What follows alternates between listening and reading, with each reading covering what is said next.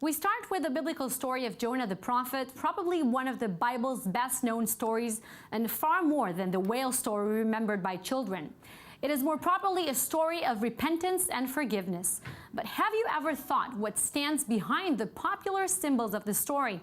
Well, I-24 News culture correspondent Maya Margit takes a look in Images Uncovered. It's a story which has fascinated people for thousands of years. One of the most celebrated sea voyages ever, the biblical story of Jonah and the whale. In the Hebrew Bible, Jonah was a prophet from the kingdom of Israel who lived around the 8th century BC.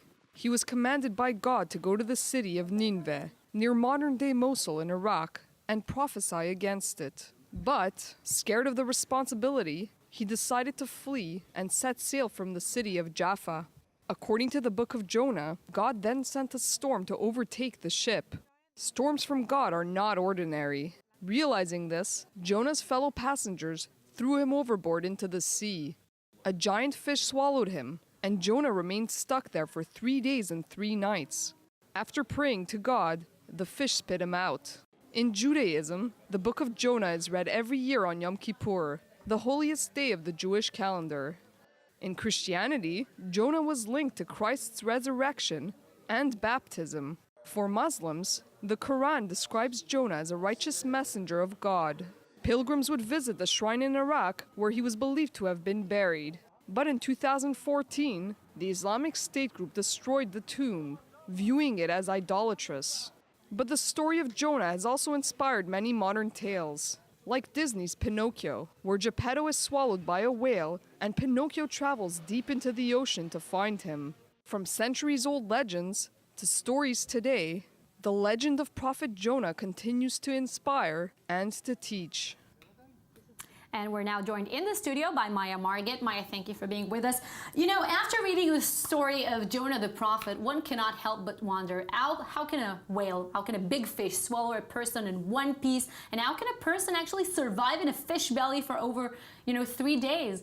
And I think that unlike other biblical occurrences, maybe which are treated as pure history sometimes, this story is often treated or viewed as an allegory, right? That's correct. I think it's very important to say that you shouldn't take the story of Jonah and the whale literally, like many other biblical stories for that matter. It's very symbolic. There's different interpretation depending on religious views. Christians, for instance, traditionally view the story of Jonah as being linked to Jesus' resurrection, because there are many different parallels. For instance, Jonah is swallowed by the whale. He's there for 3 days. He returns.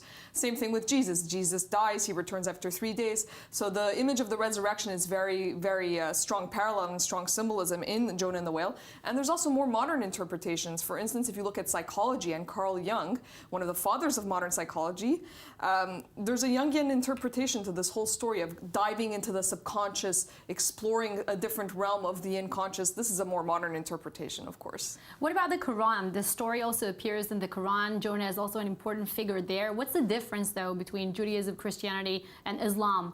Well, it's the same story actually in Islam, but he's referred to not as Jonah, but as Yunus.